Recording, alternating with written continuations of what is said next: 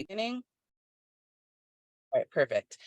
So we'll be recording today's session. So I'll be sure to send out the recording after our session. We did have a few more people RSVP for today's session, so we'll probably have a few more join like midway.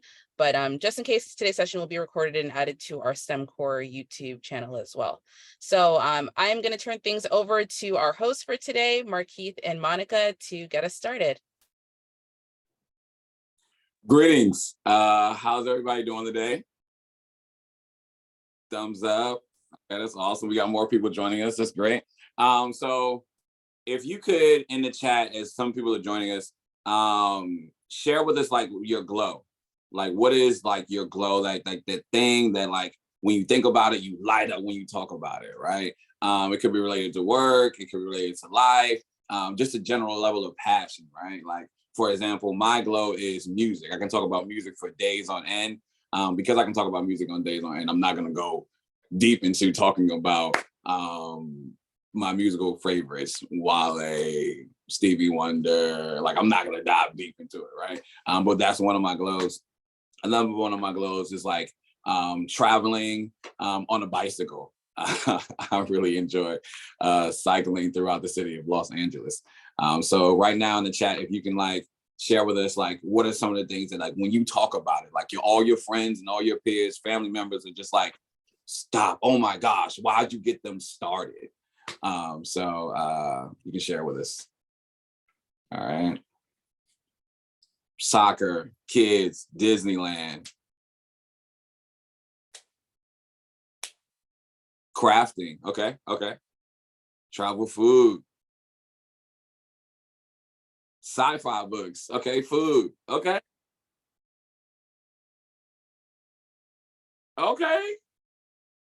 Ritual done well, cooking, okay. Appreciate it. Thank you so much for sharing. And like, so, oh wow, North Carolina State sports, okay, food. I appreciate that. Okay, that means, so we do have people from across, like, oftentimes in presentations, we do have a lot of people in California. So it's good to know that there are some people that like at least representing the East Coast. Right? I'm from Maryland, PG County, right? So I love it. So thanks so much for sharing our glow, and we'll get back to that glow, the reason why that's important in a moment. But for now, we want to introduce ourselves.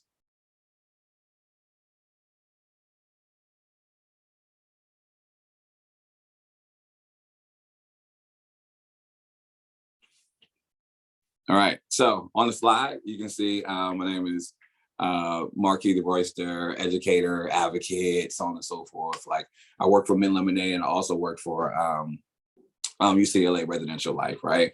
That's a part of who I am, right? But in actuality, I am a Black man working hard to distort the unjust stereotypes placed against me. I am a product of foster care, which doesn't mean that I'm disconnected, but it means I'm more connected because I treat everybody I meet as if they're part of my biological family. I am a lover of music, and I refuse to turn down my YG or Nipsey around other individuals to make them feel comfortable. I am a product of PG County, Maryland, a place where we where we eat most sauce, listen to go-go music, and say words like young.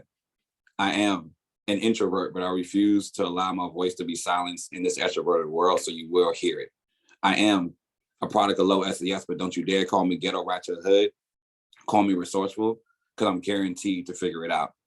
I am funny, and I don't care if you laugh at my jokes because I will laugh at them myself. I am an individual whose why is to support individuals from underrepresented populations find value in their authentic self. I am Markeith Monica.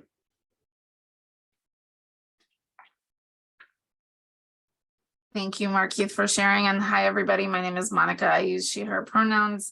I am a part of I work at UCLA, and I'm also a part of Mint Lemonade. It's nice to be here with you all. And I will also share a little bit more about myself. I'm from two cities that never sleep, Cairo and New York City. I'm from two worlds that feel like home and always missing a part of myself an ocean away. I'm from immigrating to America and classmates asking if I had lived in a pyramid or rode camels to school. I'm from a line of strong women who sacrificed everything for their family. I'm from being told never rely on anyone, you need to be independent, and at the same time, you're always doing things on your own. I'm from loud family gatherings and laughing until it hurts. I'm from overflowing dinner tables because food is how we show love. I'm from ancient civilization with rich history flowing through my DNA. I am Monica Hanna. All right. Snap. Thank you. Yes. So in this presentation, right, like, so this is an interactive presentation, right? So like, if you like, they can't say comments in the chat, a little emoji that you have, or like the party hats or hands, praise hands, or whatever the case may be, right? Like, we want to engage and interact with you, right?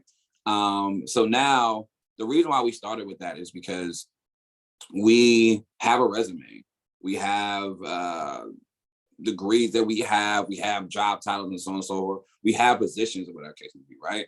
Just like yourselves, you all have positions, you have job titles, you have like accomplishments and so on and so forth. But in reality, you're more than that, right? In reality, your scholars that you're working with, they're more than that. We are all more than what meets the eye, right? And I think that we wanted to start with these introductions because it's important to even start at a space of understanding that like people that we work with, you, your scholars, and in general, we have strong stories. We have strong identities. We have strong things that are salient to us. Like we wrote these 10 lines in our IM poem, right?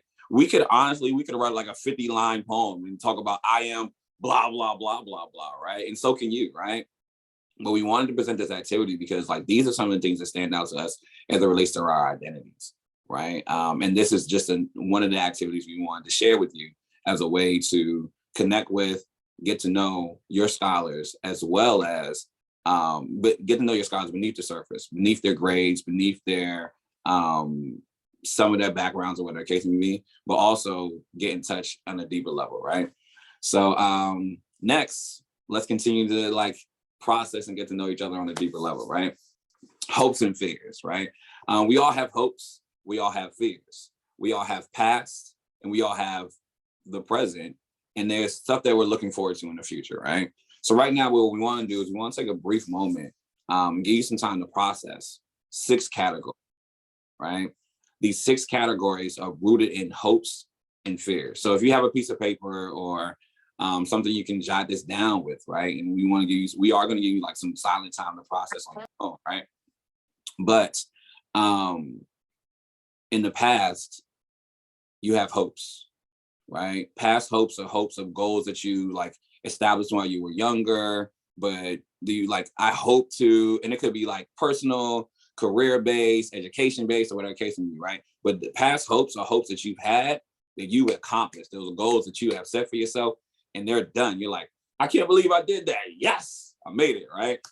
Current hopes, hopes that you have for yourself within the next year, right? Hopes that you right now, like I'm looking forward to, I hope to accomplish this goal or whatever the case may be.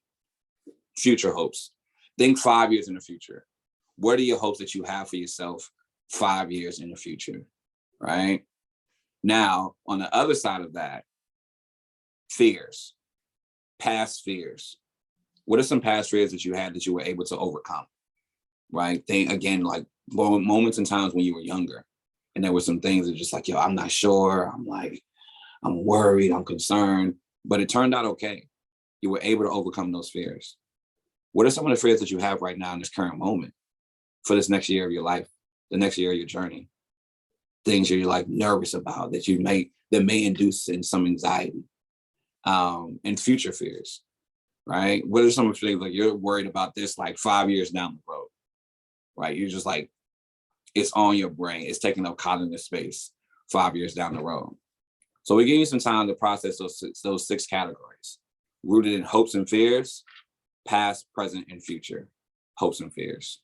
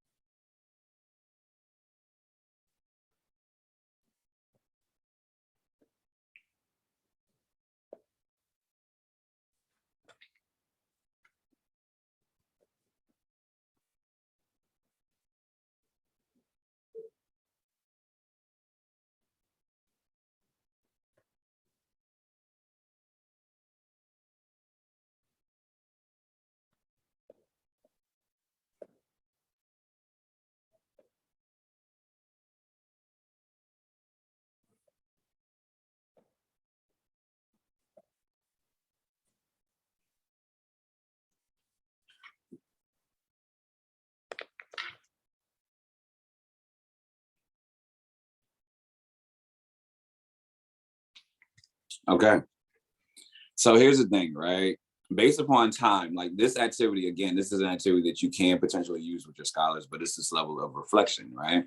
But in this moment, we actually want you to share in the chat, right?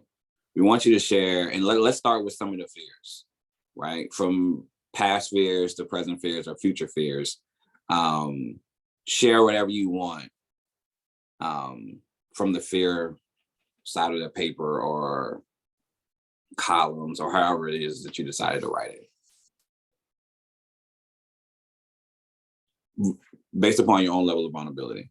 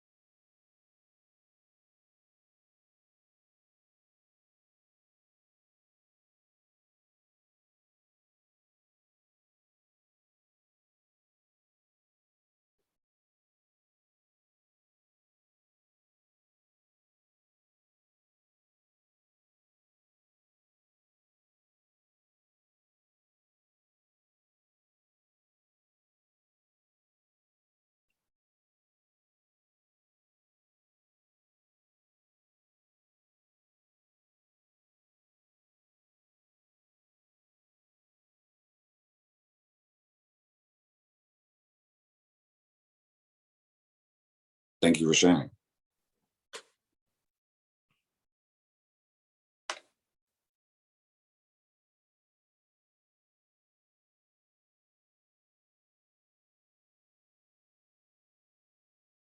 Yeah, you can go ahead. Actually, go ahead and put your hopes in there too.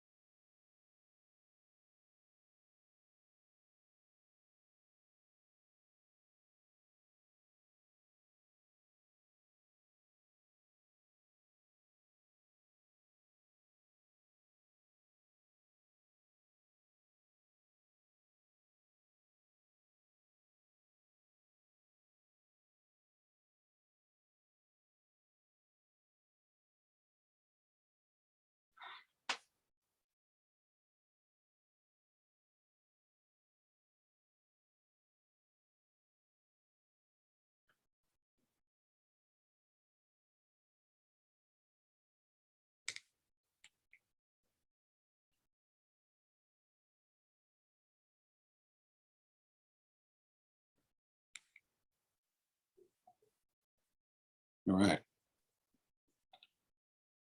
So we want to thank you for sharing.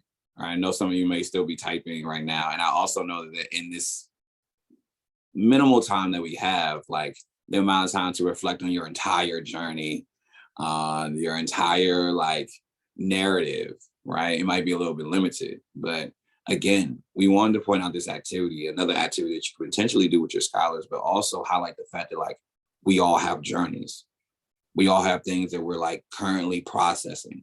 We all have weights, that some weights that we are maybe able to share out loud, some weights that we're able to like connect with, some weights that we're able to articulate. Some we might not, right? For some of you, like one side might have been easier than the other side. Some are like, oh, hopes, oh, I got that. That's easy. Bow, bow, bow, bow, bow. Oh, fears, oh, woo. That's what I'm afraid of. I don't want to write it down, right? But also the idea of like a growth mindset, right? Like a key part of this activity is a growth mindset, to recognize that you're not always going to be where you were, right? Like there's past fears that you had that you were able to overcome. And even though the idea of fears is like, oh, it's scary, right? But like you were able to overcome some of those fears, right? Even the things that you hope for, like there is a particular amount of success that you can achieve. Like your past hopes, those are past hopes for a reason, right? You accomplished those goals, right? So again, really just processing through with your scholars and with yourself, the humanity and the person behind who you're working with and who you are, right? In terms of their journey, in terms of your journey as well. Now, we were able to talk about like hopes and fears and things that weights that individuals are carrying, but now we specifically want to get into a couple more like research-based ideas that are related to some of the things that you may be carrying, and additionally, the scholars that you're working with may be carrying. Thank you, Markeith. And I just want to echo and thank everybody for sharing your personal experiences with us, especially you all might know each other, but we're new to you. So we hold your experiences close and appreciate you for sharing that with us, and recognize that, like Markeith shared, many of us might have similar things, and I saw a lot of things that I personally connected with on many of your fears and your hopes, but we don't even know each other, right? And oftentimes we carry these things so inward that we don't talk about it, that we don't even realize that other people are going through it too. And that's the same idea with the students that we work with, right? Because oftentimes they feel like they might be the only person carrying this weight of this hope and this fear, and other people are feeling it too, right? But they're not actually talking about it. There's no sense of community. So one of those things, and you can give me an emoji reaction or put it in the chat if you feel like you work with some high achieving, hardworking students on a day-to-day basis. Does that resonate with anybody? Feel like those are the students you work with? Great. And so one of those things that a lot of high achieving, hardworking students experience is this idea of imposter syndrome, or what the researchers called imposter phenomenon. And the way it's defined, and the reason it's a phenomenon, is because this experience is so common that it's actually not a syndrome, which is a diagnosable condition. It's an experience that is so common and widespread amongst people, and over 70% of the population experiences this at some point, and they have this feeling of feeling like a fraud, right? So it's this idea and this concept that I have an inability to internalize my accomplishments and to really own that to who I am and to the things that I've done to get here, right? And I feel like I'm going to be exposed as a fraud, that I don't belong here. I'm not supposed to be in this space. And so someone who's having these imposter feelings might share with you is, oh, I was just lucky. That's the only reason I got that job offer, right? Or it's not that big of a deal. Or I was just in the right place at the right time. So it's that those words are really an idea of downplaying the work that you did to get there, right? The effort that you put in, the connections that you made, all of those things. It's kind of attributing it to something outside of who you are. The next thing is some thoughts that might be going through somebody's head, right? they'll find me out, right? Somebody's going to find out that I'm not supposed to be here, that they hit the wrong button on the admissions letter, or I don't belong in this area of STEM with all these other people that don't look like me, right? Or I'm not that smart, right? Everybody else around me seems to be doing so well, they're so smart, and I don't have that same capability as everyone else around me. And leading to, I don't belong here, right? This is not the space for me. I'm not sure I can make it. And a lot of that also goes back to the identity piece, right? Is like, who am I? And I know you all work with students in STEM. Who am I to be able to jump into this space with the identities that I hold? I'm a first generation student. I'm a student of color. I'm a woman, right? All of these aspects that are not commonly seen in that major might lead some of the students to feel like they have these imposter feelings of not belonging, of not feeling like they did what it takes to get here. And there's another research-based concept that also is very prevalent that you might see with your students, and I'll turn it over to Markeith. It's the idea of stereotype threat. And stereotype threat like actively takes into consideration like individuals' identities, right? Visible identities, invisible identities, and things that we think about ourselves, right? Stereotype threat is a situational predicament in which people are or feel themselves to be at risk of conforming to stereotypes about their social groups. Stereotype threat has been argued to show a reduction in performance of individuals who belong to negatively stereotyped groups. The reality of it is like we potentially all have some sort of identity that has been negatively stereotyped, whether it's because of exposure to things on the media, things on social media, the research that oftentimes is based in like negative statistics and whatever the case may be, like only this percentage of people from this background are able to accomplish this. Only 0.3% of foster youth go to college, right? I can speak about statistics that relate to me personally, right? Only this percent of Black individuals are able to get said degree or work at said company. There's only 6% of individuals who might be first gen that work at tech companies or whatever the case is, right? Like, so we're exposed to those statistics. They're shown. Back in the day, they're oftentimes like in school, it says, look to your left, look to your right. Like, one of y'all aren't gonna make it, right? And it's like, that's not helpful. It's supposed to be motivational, but it's not. But when we think about like our identities and how our identities play into our active presence, it disrupts it. So these are some of the impacts of stereotype threat. Some of the impacts include cognitive overload, right? The reality of it is like you are scholars. And I think that like what I really want to like throughout the presentation is connect to the idea of like you experience these things just like your scholars experience these things. Your scholars have hopes and fears. Your scholars might navigate imposter syndrome. So do you, right? So it's a level of personally recognizing like this is a real thing, right? The reality of it is that like our brains, and this is not to be disrespectful. I don't mean to be disrespectful to anybody, any Apple users or whatever the case may be, right? But like your brain is like a PC computer. Like, I'm not sure if everybody in the space, hopefully maybe, right? Has anybody used like a PC computer that has too many, like a Windows computer that has too many tabs open? What happens when you have too many tabs open on that computer? Yeah, I see your hands, right? It starts to slow down, right? Like, and sometimes you get this blue screen. This is like, yeah, we're not working no more, right? And it's like a sideways smiley face. And it's like, yo, this isn't a happy moment. Don't give me the smiley face right now, right? But like the actual computer, the PC shuts down. And again, no disrespect, but us as humans, our brains are like PC computers, right? So like the more thoughts that we have in our head that we're processing, the slower our brains are going. So if we're sitting in class, if we're sitting in front of an application, if we're having a discussion with you as supporting the scholar, right? If we're having a conversation with our parents or whoever, maybe guardians or whoever it might be, and we're thinking like, I'm Black, I can't do this.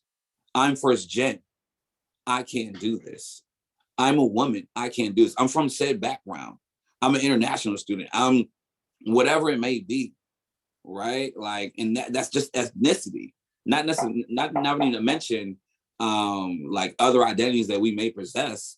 Like we just these are weights that we're carrying, right? Removal of authentic self. Like oftentimes we're working so hard to like disprove the stereotype, like, oh yeah, I can do this, I can do that, so that we overexert ourselves. So in navigating and trying to not prove said stereotype, we actively do too much in trying to do it. And we try to work so hard to prove that we're moving our authentic self. And sometimes we forget our core purpose or reason for why we're even there. Right. But then it also leads to disengagement. Have you ever sat in a meeting or sat in a class and you didn't want to participate? You didn't want to raise your hand. You didn't want to ask the question because you're new to the job. Right. And these identities aren't just necessarily, again, not necessarily just rooted in ethnicity. It's rooted in age. It's rooted in its years of experience. It's rooted in degree education, as we're speaking about you. But for the scholars that you work with, it's rooted in so many different factors. And as we discussed in our I am poems, there's so many different layers that we have: introvert, extrovert, SES, like just where the cities that we're from, right? Anxiety and overall poor performance. Because as you're sitting there and you're navigating all these things cognitively, how can we actively expect you to be present? How can we actively expect you to like thrive? Right. So this is the idea of stereotype threat that you and or your scholars may be navigating through the process. And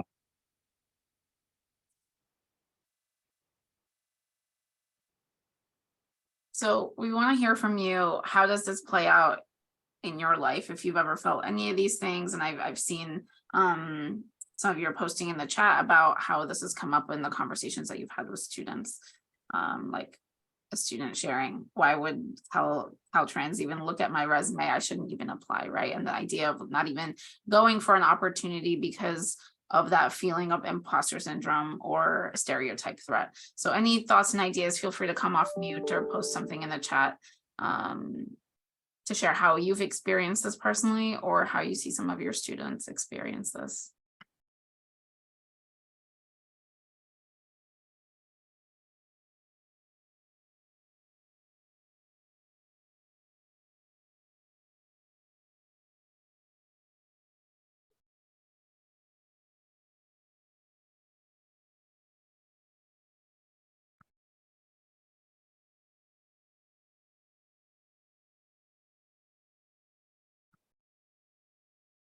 Thank you for sharing that. So, some feelings maybe around a personal background and upbringing and how it didn't come from the same place as maybe some of the students that you're working with. Thank you for sharing that.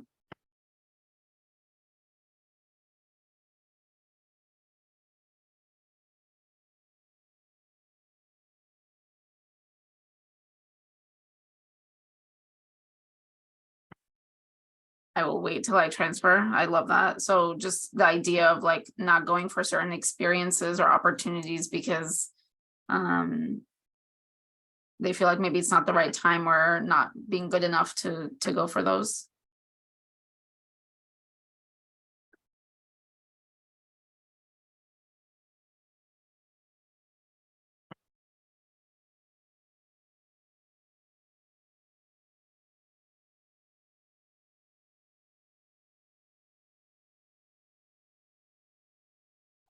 Afraid I won't have enough knowledge and skills for the position. Yes, I can't make it through all the math classes needed for engineering.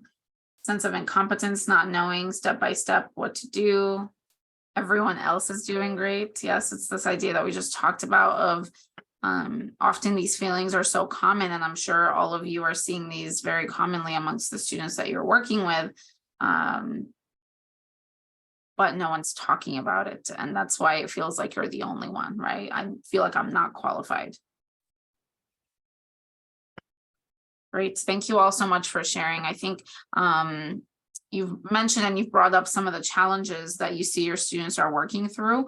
What we're going to do is as we start going into solutions, feel free to add into the chat any other challenges that you see your students are experiencing, anything else that you see as a really common issue that they're all working through. I love that I can't move because moving will be too overwhelming, right? So also recognizing that our students are whole people who have a lot also happening in their lives outside of their trajectory to get their degree and to go for these experiences, and how that impacts all other aspects of their life, right? All right. Oops, I'm going backwards, I think. All right, so let's go through some of the solutions. So we discussed like major concepts, right? That looked at their entire narrative, right? But like, and as we present the solutions, we're going to present them in a way that is like to support you as you navigate this in terms of you connecting with your scholar or working with your scholar, but also a way to like support your scholars if they are navigating this, right? So the big thing is to recognize it. Recognize when someone is like downplaying their accomplishments. Recognize when someone is saying like, oh, I got this scholarship, but I was just lucky. I was the only person that applied, right? Recognize when they have too many tabs open in their brains, right? Recognize when you have too many tabs open in your brain and you're working with them, right? Like, because when you recognize it, it's kind of sort of like getting medicine, right? When you recognize like you're sick, like you might go to CVS or your local pharmacy or Rite Aid or whatever the case may be, right? Walgreens, out to Walgreens. But you might go to your local pharmacy, but if you don't recognize what's going on, then you won't know what to get. You know, you don't even know like what support you need, right? So recognize when your scholars are not actively, taking advantage or speaking to their greatness, when they're downplaying their greatness. Recognize when they have too many tabs open as well. Find someone that you can be vulnerable with. So the next solution is really allowing the students, and we talked about that piece of people are not talking about it, right? Who's that person that you're going to go to that's going to give you that pep talk when you feel like you don't belong, right? And maybe it's you, the counselor, or maybe it's a friend, maybe it's somebody else in the cohort who's going through the same thing. Maybe as a counselor, it's our job to make sure that we're connecting these students with each other, because they are all going through the same thing and they can actually find support within each other in that community.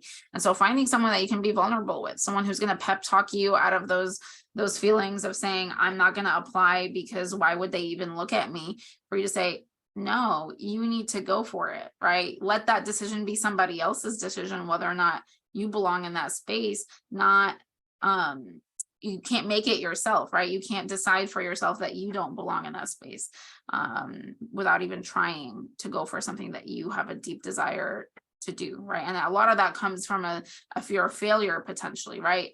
Maybe some folks have grown up with ideas of, like I know personally as an immigrant, like failure is not an option. My family and my parents gave up everything for me to have this opportunity. And so for many years, and probably still today, I struggle with this idea of, and this fear of failure, because I can't, like, then it was all for nothing, right? And so all of that pressure, finding somebody who feels that way too, can kind of alleviate some of that. And just saying, you know, we'll talk more about how to deal with failure in a little bit, but some of these concepts are really just rooted in finding community and finding somebody to be vulnerable with. Reminding yourselves and reminding the scholars that even the experts are trying to figure it out, right? Like sometimes like we're hard on ourselves because we might not get something right, or we're hard on ourselves because we don't necessarily have the answers, right? Or your scholars are like working their hardest, but it's just like, this didn't work out. I didn't get this, or that didn't happen with our case, right? Or I don't know what to do, right? Reminding yourselves and reminding the scholars, like even the experts are trying to figure it out, right? The biggest example that I have of this is Dr. Fauci, right? Like Dr. Fauci's like entire career or job was to understand diseases. That's what he studied. He's a doctor. He's in the presidential cabinet to know what to do in the situation. And we all saw that like he was doing the best he could, right? But one day it's like, don't wear a mask. Next day, wear a mask. Next day, it's like, stand 20 feet away. Next day, it's like, stand 6 feet away. Next day, it's like, this vaccine works. Next day, you can still get it. Like every day we turned around, we were getting like different feedback from the experts. That's his only job. But he was still trying to figure it out and doing the best he could with what it was. But like, he's trying to figure it out. And this goes down to Maya Angelou, who oftentimes speaks about like having imposter syndrome or imposter phenomenon feelings. This goes down to Michelle Obama questioning herself while she was in school. Like, this goes down to any and every possible like person that's an expert. This goes down to yourself. You know that there's still some stuff that you're trying to figure out, right? You know, so like that level of vulnerability and in letting like the scholars that you work with know, like, it's okay not to know. Let's work through this together. Let's work to understand this together, because nobody knows everything. Remember your hard work. So I often share with students that we forget sometimes all the things we did to get here, right? All the things that we had to go through. You went to high school, you got your GED, you completed all the requirements you had to complete, all of these aspects that they needed to get to the place that they're in today. And just really listing those things out. Like, I am actually qualified to go for this opportunity because I did list of 10, right? List of 10 things. And sometimes we have to really simplify it in our mindset that way, because to really recognize, actually, I did do what I'm supposed to do.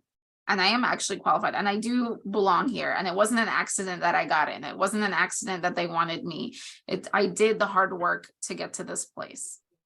And then going along with that is also about taking risks to change that narrative. We talked a little bit about identity earlier and how your identities may impact how you feel, how you may or may not experience imposter syndrome or stereotyped threat in certain situations.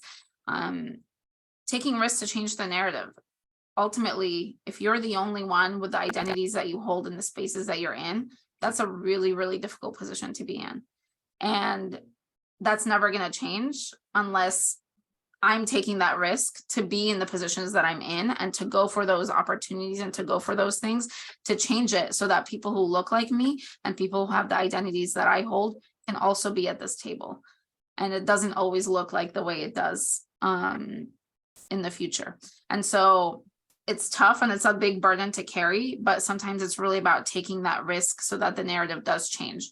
Research shows that women are at the 5th grade level are outperforming boys, or girls are outperforming boys at the 5th grade level in every subject, including math and science. Why is it that girls are not going into STEM fields, right? That women are not pursuing these as careers? It's not that they're not capable, but we have been socialized as a society, at least as girls and as women, to be perfect. And boys have been socialized to be brave and to go for those risks. And often in STEM, it's about making a lot of mistakes. Or if you think about coding or computer science, for example, it's often about making 100 mistakes before you get to the right place, right? And I think there's often this pressure that women or girls feel to be perfect, right? To do it right the first time. And so we don't go for those opportunities, right? When you think about leadership positions, right? It doesn't necessarily match what the research shows in terms of performance early on in childhood and throughout experiences and careers. So oftentimes we have to be the ones taking that risk to change the narrative. Something else to share with your students is in terms of job qualifications. Women only apply for jobs. Research shows that they only apply for jobs when they meet 100% of the qualifications listed. Men apply when they meet 30% of the qualifications listed. So it's not that women and girls are not capable of going for those opportunities, is that they're not even trying to get them because they don't feel like they meet every single bullet listed there. Versus men who often feel confident enough to just go for it, and they're getting those positions even though they don't. They only have about 30% of those things.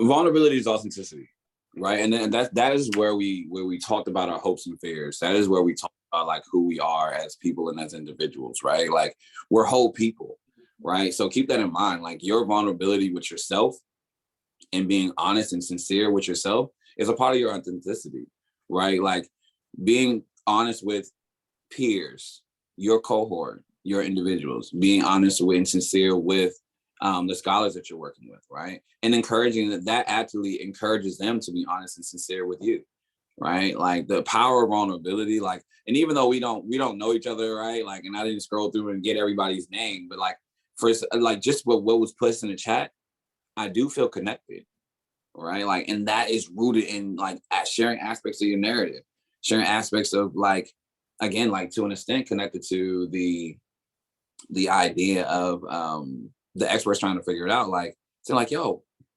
I don't got it. I'm working. Let's work together. That creates a level of connection. That creates a level of trust. That creates a level of like collaboration. There's a reason it's me, and it can only be me.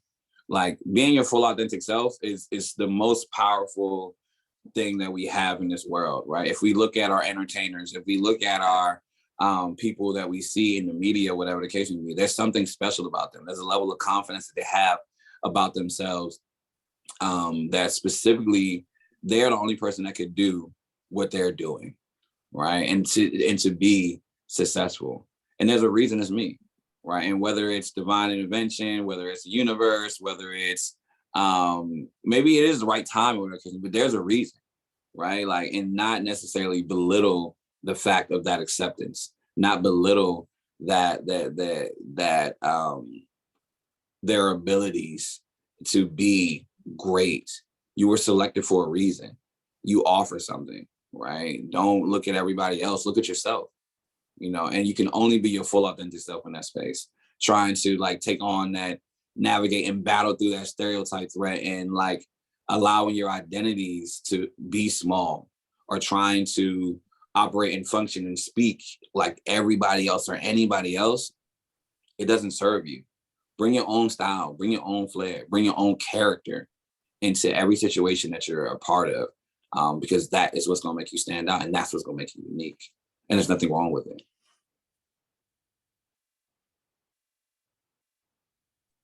So another aspect is also remembering that your successes and your failures don't define you. Ultimately, at the end of the day, none of us are our resume. We are a lot more than that. We are our character. We are the way we make people feel. We are the connections we have, the people we hold close to us, the relationships that we develop and foster. And so reminding folks that we are not defined by these list of things that we succeed in, or the list of things that we fail in. And so being able to separate your identity from that, which is really difficult to do, especially as a young person or as somebody whose identity has been a student, right? Your whole life you've been a student. That's how you define yourself, right? And so being able to remember that your successes and your failures don't define who you are is a big key in kind of working through some of these imposter feelings and the stereotype threat feelings. And then there's some practical research that shows that power posing or taking kind of wide victory stance positions can actually trick your mindset and your brain into succeeding in the way that I'm sure many of us have heard. Like if you put a pen between your teeth, you're not even smiling or doing anything, but it releases certain hormones in your brain that give you happiness, and as if it's simulating happiness, even though you're not doing anything other than putting a pen between your teeth. And so researchers have also found that folks who have a victory pose or who hold a power pose, like a large taking up space pose or superwoman pose for like 2 minutes before something really big and critical. So like a job interview, a big exam, a presentation, something that where you might have butterflies or nerves going into it, something you really care about and are nervous about. Holding that pose for about 2 minutes could actually alter your brain to having more confidence. And they've shown that folks who have done that but had the same qualifications, and folks who have again, same qualifications as the other folks, but did not do a power pose, the folks who did were more likely to get the positions they were going for in an interview setting. And so people have mixed feelings about it. I personally like it. Not everybody likes it, but that's also a strategy that you can use. And if you're interested in kind of learning more about that, I can share a TED Talk about that. But the whole idea is like, to be present, right? Is to get rid of all the noise, get rid of the imposter syndrome, the stereotype threat, all of those things that are going through the cognitive overload, as Markeith shared, that are going through our brains, to just get rid of all that noise so that we're focused on being present, because if I show up presently and I'm not worried about all that stuff, I can be authentic, I can be myself, and I can get that job because I'm me and I'm great and I'm the person that they want to hire, and I'm not just worried about saying the right thing or impressing somebody or all of that stuff so that I can get the job. And even with the power pose, like the core concept of it is like also reminding individuals about their glow, right? Like that is a part of like who they are, right? Like, so sometimes like if someone is like, if I'm nervous or I'm going through something or I have too many window tabs open, whatever it could be, and someone's like, hey, what music are you listening to? Oh, bet. I'm listening to this, I'm listening to that, so on and so forth, blah, blah, blah. Or like, hey, tell me about the Wizards game. Oh, the Wizards, oh, they're terrible, blah, blah, blah. Like, but I'm still rooting for them. So then it gets me to a space of being distracted from that moment. And those window tabs start to close, right? So that's also a different tactic along with power posing that can support it, right? But in addition to it, like creating your own narrative, that's another reason why we started with the I am poems. If you notice in our I am poems, we started with like, for me, it was, I'm a product of low SES, right? And oftentimes what follows with that is like downtrodden, not gonna make it, not gonna be anything or whatever the case may be. But creating my own definition, I'm a product of low SES. Don't you dare call me ghetto ratchet or hood, call me resourceful, because I'm guaranteed to figure it out, right? So making my own definition of low SES as resourceful, right? Like I am a product of foster care, but that doesn't mean I'm disconnected, but it means I'm more connected because I treat everybody as if they're part of my biological family, right? So taking the definition of what the world says about you or about any of these identities, like neurodiversity, LGBTQ, first gen, like your age, like your family background, or any of these identities that we have, or even identities that we just don't, religion, right? Like things that we just don't discuss openly, but actively stops us from being great, because we know what the world says about those identities. We know what the world says about our stories and what our narratives and what we're meant to be. But empowering ourselves and empowering our scholars to create their own definitions and changing those statistics and breaking it down, because if they are able to make it, then those statistics change. So establishing a level of belief in yourselves and in the scholars that you work with is key and important. And then one of my favorite things to share with folks is really this quote by Teddy Roosevelt: "Comparison is the thief of joy." And I think oftentimes we live in an age of comparison where we compare ourselves to other people, and especially social media. It's easy to compare what I'm going through to everybody's highlight reel, right? Where they're sharing all the awesome things they're doing, but no one's posting. Maybe they are sometimes, but for the most part, you're not hearing about all the hardships other people are going through on a day-to-day basis on social media, but you're really seeing a lot of highlight reels, right? And so if I'm going through a really difficult time personally, it can be really difficult to get through it, because I just feel like I'm the only one. Everybody else is having a great time. They're going on these awesome vacations. They're getting all these awesome jobs. They're getting into Harvard. And I'm just here, not doing well, not going anywhere, can't get a job that I want, can't get into the schools I want to get into. And so it takes away from the moment that we're experiencing, but also recognizing that everybody's story and narrative is different. Everybody's path is different. You may be, though the road to success is a squiggly line, it is not a straight line. It's not a straight shot. And within this comparison piece, it's also often about comparing myself to myself, because I find students often sharing that, well, when I was in high school, I never had a hard time making friends. When I was in high school, I was a perfect straight A student. But now I'm in college and I'm really struggling. This content is really tough. I'm not doing well. I'm having a hard time socializing. Whatever it is that the struggle is at the moment, it's comparing myself to myself. But I know myself, like I know I'm good at this. I know that this is natural to me, and this is something that I'm really good at. But reminding students that this is a different chapter in your story, right? You're in a very different environment. You're in very different circumstances. The fishbowl is a little bit different. It's maybe a little bit bigger. it's with different fish in the sea, right? All of those aspects really impact your experience. And so getting out of that mindset and giving ourselves grace to kind of get through this experience, get through the hardships, get through the imposter feelings, the stereotype threat, and getting literally out of our brains, because I think that's what often leads us into scary places, and just this idea of like, I don't belong here, or I'm not good enough to keep going, or I'm not going to make it. And out of that space of comparison will take away the joy that we can actually experience in what we're going through, and the beautiful things that we're doing, and the successes that we are having, the relationships that we are forming.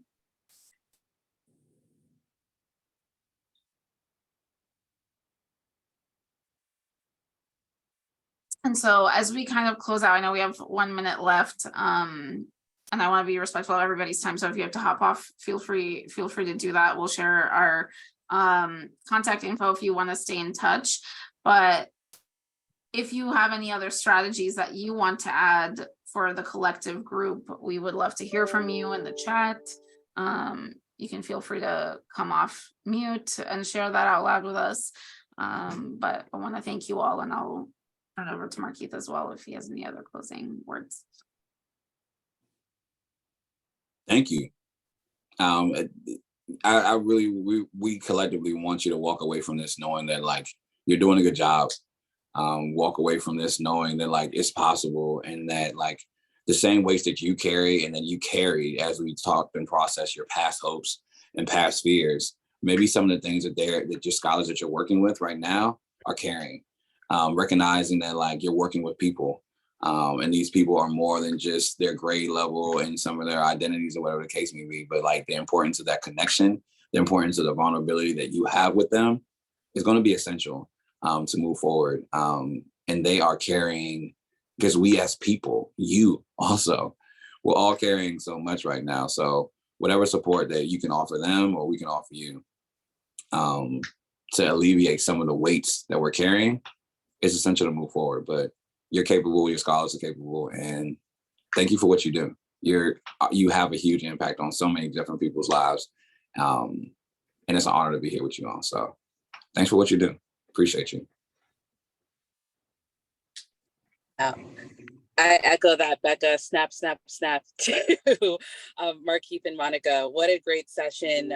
Thank you both so much for leading that conversation. I think it challenged a lot of us to reflect internally, which is important as we move forward and think about having challenging conversations and just further support for our student populations. So huge thank you. I know we're at 11:01 at this point, so I want to be respectful of everybody's time. I'll be sure to send out the recording of today's session. I know that there's so much more that we could talk about, but we're confined to the hour, so hopefully we'll be able to have follow-up conversations and hopefully potentially a follow-up session in the future. But thanks everybody for your time, and enjoy the rest of your afternoon. Appreciate you all. Take care. Thank you all. Have a good day, everybody. Thank you, Markeith and Monica. That was great. Thank you for having us. Thank you for what you do. Fun.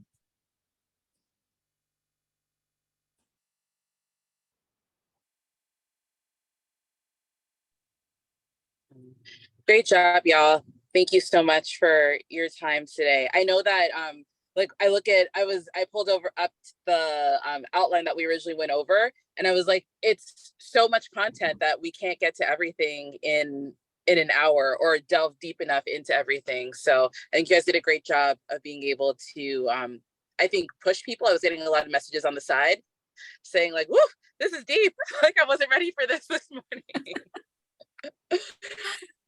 Yes, of course. And let us know if you need anything else. I can share some other resources. I'll send you an email that you can share with folks, as well as for some of the activities. And we are meeting with the students next week, right? Yeah, so the students are next Wednesday. Next Wednesday. Yep. Yeah, so I'll monitor the registration, but maybe if you guys can reflect after today's session based on like what was shared, and just sort of like, as I know you like, as you got like a vibe for the staff, because I definitely think it would be great to do a follow-up maybe in like a month or so potentially. Anyways, we can talk more about it, but I just think it's just so much rich content, and for most of our staff, they don't ever have the, like, we've talked about STEM identity, but I think being able to think about it internally first in terms of like your own identity, and like you all being vulnerable and like sharing your stories at first, I think pushed everybody, and like it sort of like set the tone. So I think that's a great way to sort of continue the conversation, because you got to check yourself before you can even think about having conversations like that with students. So For sure, definitely. yeah. All right. All right, Well, have a awesome. good rest of your day. Yeah, you guys both too. Thanks so much. I'll talk to you All right. soon. Bye. Thanks so much. Take care.